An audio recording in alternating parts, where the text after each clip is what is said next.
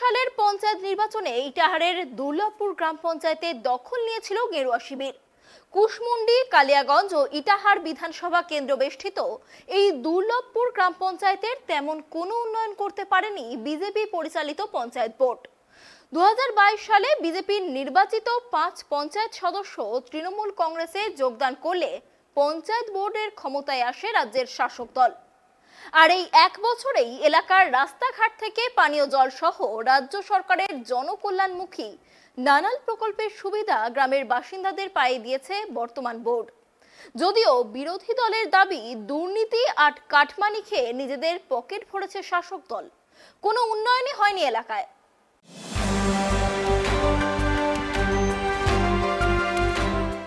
Tribe TV উত্তর দিনাজপুর জেলার একেবারে প্রত্যন্ত এলাকার সাধারণ মানুষের সাথে কথা বলতে আমরা ঢুকে পড়েছি দুর্লভপুর গ্রাম পঞ্চায়েতের পূর্ব নগুয়া গ্রাম।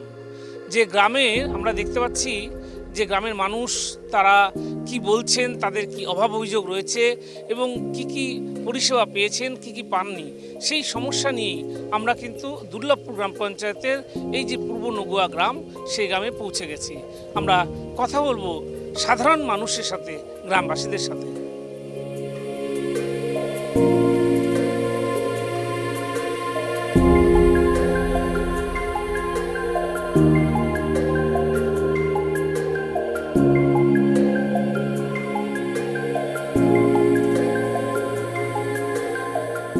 ট্রাইব টিভির ক্যামেরা একেবারে গ্রাম পঞ্চায়েতের অঞ্চলগুলোর প্রতিটা বাড়িতে, আমরা কিন্তু সোজা বাড়িতে পৌঁছে যাচ্ছি সাধারণ মানুষের এবং গ্রামের বাসিন্দাদের কাছে, তাদের সাথে কথা বলতে। গ্রামের বাসিন্দারা এখানে রয়েছেন, তাদের বাড়িতে আমরা রয়েছি, যাচ্ছি কথা বলতে। একটু আপনার সাথে কথা বলবো। আপনার নাম? আমার নাম শান্তি বর্মন। শান্তি দেবী, এই পঞ্চায়েত, যে পঞ্চায়েতের যে পরিষেবা সেগুলো কতটা পেয়েছেন? পেয়েছি ভালোই। কি রাস্তাঘাট? রাস্তাঘাট, লক্ষ্মী ভান্ডার। সরকারি পরিষেবা কি পেয়েছেন? লক্ষ্মী ভান্ডার। কি লক্ষ্মী ভান্ডার পেয়ে কি উপকার হয়েছে আপনার? হ্যাঁ হয়েছে। কিরকম উপকার হয়েছে? পয়সা হাতে থাকে, বাড়ির মানে সুবিধা হয়েছে ভালোই। আচ্ছা, আরেকজনের সাথে কথা বলবো। আপনার নাম? আমার নাম পূর্ণি রায়। পূর্ণি রায়। পূর্ণি রায়। আচ্ছা, কি পরিষেবা পেয়েছেন আপনারা? এই লক্ষ্মী ভান্ডার পেয়েছি, স্বাস্থ্যসাথী। আচ্ছা, স্বাস্থ্যসাথী কার্ড পেয়েছেন, লক্ষ্মী ভান্ডার পেয়েছেন। আর এই এলাকার রাস্তাঘাট বা জল কেমন পাচ্ছেন? সেটা জল ভালো পাচ্ছি। জলের ব্যবস্থা হয়েছে? হ্যাঁ হয়েছে। কোথায়? এই যে গোবি টিউবওয়েলটা। আচ্ছা, গ্রাম এটা পঞ্চায়েত থেকে করে দিয়েছে? হ্যাঁ। আপনার সাথে একটু কথা বলবো। আপনার নামটা একটু বলবেন? আমার নাম মেডেম রায়। আচ্ছা, এই যে পঞ্চায়েত কিরকম পরিষেবা পেয়েছেন? পঞ্চায়েত পরিষেবা আমাদের ভালো, রাস্তাঘাট ভালো হয়েছে, সব রাস্তা ঢালাই। এটা কি আগে ছিল না? এটা আগে ছিল না, আগে মাটির রাস্তা, কাঁচা রাস্তা ছিল। মানে কিভাবে কখন হলো তাহলে? এই বছর 4-2 মধ্যে হয়ে গেল রাস্তা। 2 বছর হলো। মানে এর আগে তো এই পঞ্চায়েতটা তো অন্য দলের ছিল, তখন তো উন্নয়ন হয়নি নাকি? মানে উন্নয়ন হয়নি। এবার তারপরে হলো। হ্যাঁ, এবার কি পেয়েছেন আপনারা সরকারি পরিষেবার ক্ষেত্রে? সরকারি পরিষেবা সেরকম রাস্তাঘাট পেয়েছে, গোবর টেবল পেয়েছি, রাস্তা যোগাযোগ হয়েছে। আর জনকল্যাণমুখী যে প্রকল্প আছে, যেমন স্বাস্থ্যসাথী বা এই সমস্ত? হ্যাঁ, ওগুলো কাগজপত্রের স্বাস্থ্য কাজ হয়েছে, কাট হয়েছে। আপনার সাথে কথা বলবো, বয়স্ক মানুষ। কি নাম আপনার? কৌশলা রায়। কৌশলা দেবী, কিছু সরকারি সাহায্য পেয়েছেন? হ্যাঁ। কি পেয়েছেন? কি পেয়েছেন? এই তো এরকমই রাস্তাঘাট, টিউবওয়েল, এইগুলাই। আর এমনি সরকারি পরিষেবা যেগুলো ভাতাগুলো, সেগুলো? হ্যাঁ পাইছি ভাতা। কি ভাতা পেয়েছেন? বয়স্ক ভাতা। বার্ধক্য ভাতা? হ্যাঁ হ্যাঁ, বৃদ্ধ ভাতা। পেয়েছেন? হ্যাঁ পাইছি। আমরা শুনলাম যে এই মহিলারা একদম গ্রামের ভিতরে, আমরা বাড়ির ভেতরে চলে গেছিলাম, আমি সেখানে গিয়েও শুনলাম যে এই প্রত্যন্ত গ্রাম, একেবারে মানে রিমোট এরিয়া বলতে পারো, সেইখানে কিন্তু পৌঁছে গিয়ে আমরা শুনলাম যে সেখানেও কিন্তু পঞ্চায়েতের পরিষেবা পেয়েছেন এবং সরকারের যে জনকল্যাণমুখী প্রকল্প, সেই প্রকল্পের সুবিধাও পেয়েছেন সাধারণ মানুষ।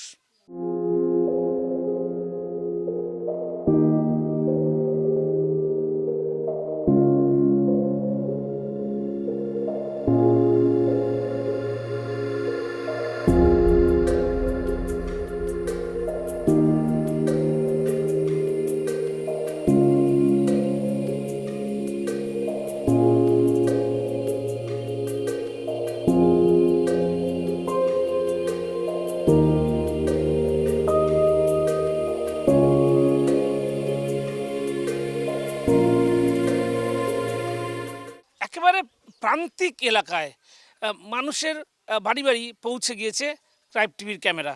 এই মুহূর্তে আমরা একটা গ্রামের এক বাড়িতে লোকের সাথে কথা বলবো, গ্রামবাসীদের। আপনার নামটা কি?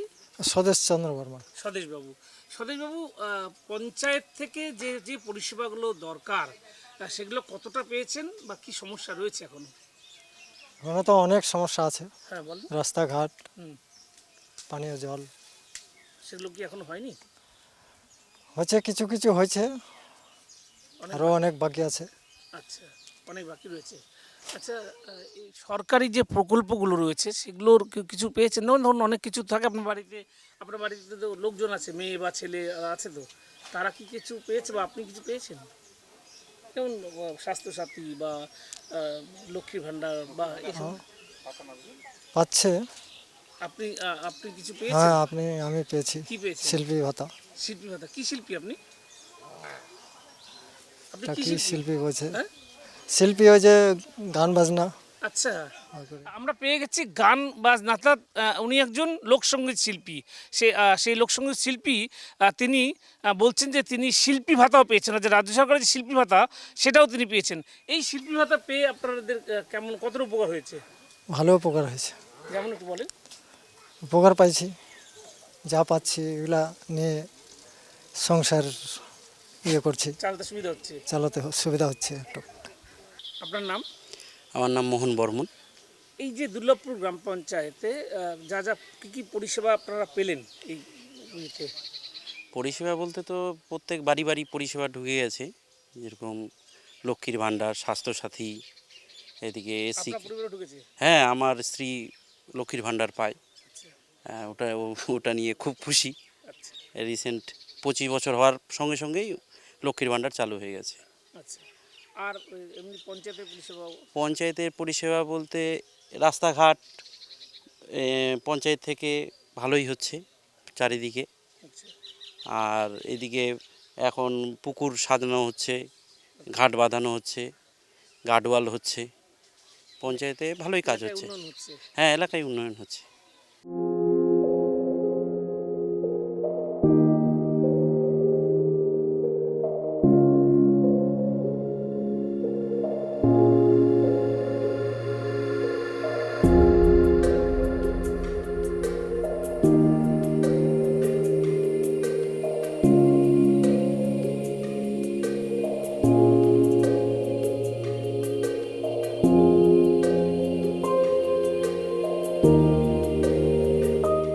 পূর্ব নগুয়া গ্রাম যেখানে আমি দাঁড়িয়ে রয়েছি, এটা 3টি বিধানসভা কেন্দ্রে কিন্তু কেন্দ্রস্থল বলতে পারা যায়।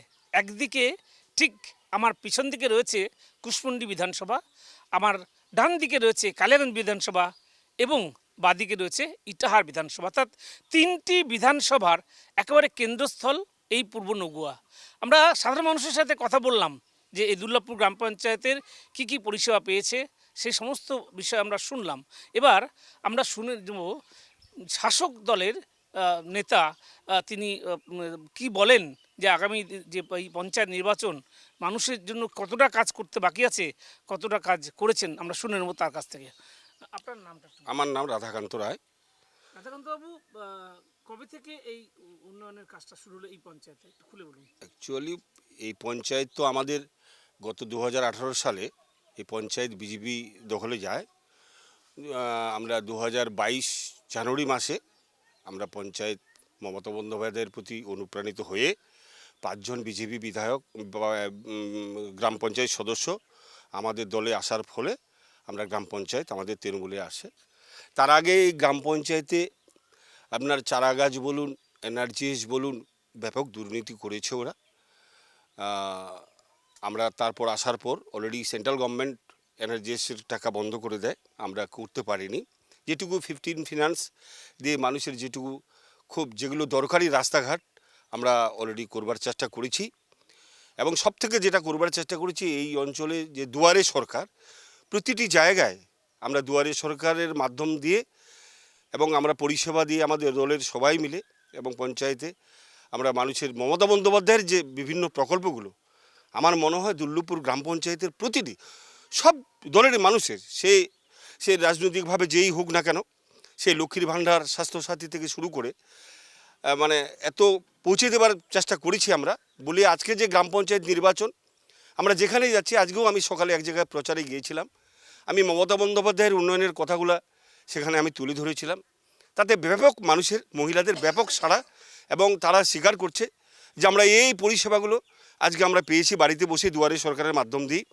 আজকে আমি মমতা বন্দ্যোপাধ্যায়ের সৈনিক হিসাবে আমি খুব খুশি যে আজকে মমতা বন্দ্যোপাধ্যায় যে প্রকল্পগুলো করেছে, আজকে গ্রামে গঞ্জে মানুষের কাছে ভোট চাইতে গিয়ে আমাদের আর অসুবিধা হয় না। তারা নিজেরাই বলে যে আমরা মমতা বন্দ্যোপাধ্যায়ের প্রতি কৃতজ্ঞতা জানিয়ে আমরা তৃণমূল কংগ্রেসের সমর্থকদের, আমরা প্রার্থীদের গ্রাম পঞ্চায়েত, পঞ্চায়েত সমিতি, জেলা পরিষদ সব জায়গায় আমরা ভোট দেব। আমরা খুশি খুব। আপনাকে এটা বলি, আপনি নিজেই বললেন যে এই গ্রাম পঞ্চায়েতটা তো বিরোধীদের অর্থাৎ বিজেপি দখলে ছিল, সেখান থেকে 5 জন বিজেপি সদস্য তারা চলে এসেছেন তৃণমূলে এবং তারা পঞ্চায়েত গঠন হয়। এখনও তো এই গ্রামে তাহলে বিজেপি কিছুটা হলেও শক্তিশালী? না, শক্তিশালী সেভাবে নয়। এখন আমাদের অনেক মানুষ আমরা ভুল বুঝাতে পেরেছি, এবং মমতা বন্দ্যোপাধ্যায়ের যে উন্নয়নগুলো আমরা মানুষকে বাড়ি বাড়ি গিয়ে বোঝানোর চেষ্টার ফলে মানুষ অনেকটা অনুপ্রাণিত হয়ে তারা ভুল বুঝতে পেরেছে যে আমাদের এই বাংলায় অন্তত মমতা বন্দ্যোপাধ্যায়কে টিকতে গেলে, তৃণমূল কংগ্রেসকে রাখতে গেলে আমাদের তৃণমূল কংগ্রেসের প্রতি সমর্থনটা আমাদের জানাতে হবে। বিরোধীরা কিন্তু বিজেপি, সিপিএম বা কংগ্রেস তারা কিন্তু একটা অলিখিত জোট করেছে শাসক দলকে হারানোর জন্য। এটা কতটা? ওটা সব জায়গায় করছে ওরা। এই ভোট আসলে এটা করে, এটা জোট না মহাঘোট সেটা করে, কিন্তু তাদের কোনো রকম অস্তিত্ব এখানটায় দুর্লভপুরে নেই। আমি আজকে আপনাদের চ্যানেলের সামনে বলছি, দুর্লভপুরের মানুষ এইবার গ্রাম পঞ্চায়েতে ব্যাপকভাবে আমরা আবার দুর্লভপুর গ্রাম পঞ্চায়েত তৃণমূলের বোর্ড গঠন করব।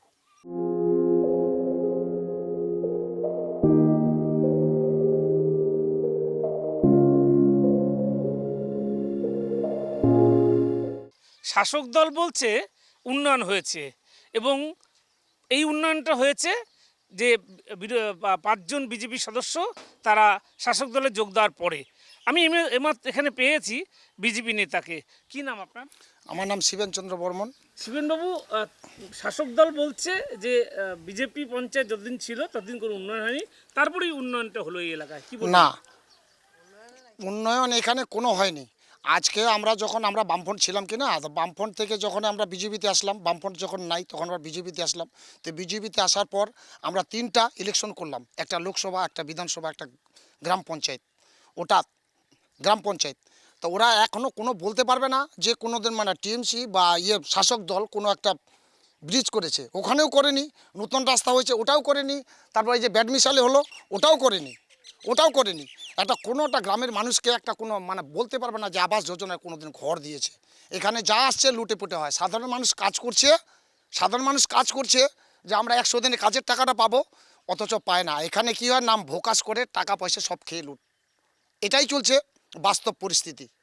100 দিনের কাজে যখন বললেন, 100 দিনের কাজের টাকাটা তো আপনাদের সরকারই আটকে রেখেছে, বিজেপি সরকার। হ্যাঁ, 100 দিনের কাজের টাকাটা যেটা আসছিল না, মানুষ যেটা কাজ করেছে, আপনাকে বলছি আমি, মানুষ যেটা কাজ করেছে এদের সামান্য দিয়ে, বুঝতে পারলেন, আজকে 5 মাস 6 মাস ধরে আটকে এখানকার যে ইলেক্টেড মেম্বার আছে, ওনাদের যে লোক আছে, ওনারাই কিন্তু টাকাটা কিন্তু খেয়েছে। তার বলছে যে দাদা বলে এই তো আজকে যারা শাসক দল বলছে যে আজকে বলছে যে কি বলছে যে 100 দিনে কাজের টাকা দিচ্ছে না, মোদী সরকার দিচ্ছে না। আজকে পরিষ্কার বলছে, আমাদের পরিষ্কার আজকে মোদী সরকার বলছে যে আপনারা যে এই দুর্লভপুর অঞ্চল বা বিভিন্ন অঞ্চলে কোথায় কি কাজ করেছেন আপনারা বলুন যে কত টাকা কাজ করেছেন, আমাকে দেখাতে হবে যে কি আপনি কাজ করলেন। কিন্তু কাজের হিসাব দিতে পারছে না, যার ফলে আমাদের উপরে কেন্দ্রীয় সরকার আটকে দিয়েছে। আপনি কি বলছেন এই পঞ্চায়েতে কোনো উন্নয়ন হয়নি? না, এখানে কোনো উন্নয়ন হয়নি। আজকে তাহলে কি দুর্নীতির অভিযোগ তুলছেন? হ্যাঁ, এখানে দুর্নীতির অভিযোগ হয়েছে। এখানে যা হয়েছে, এটা রাস্তাটা যেটা হয়েছে গ্রাম সড়ক যোজনা, তাও আমাদের প্রধানমন্ত্রী, ওরা বলতে পারবে না যে শাসক দল এখানে একটা কোনো কিছু একটা করেছে, একটা চিহ্ন নাই এখানে।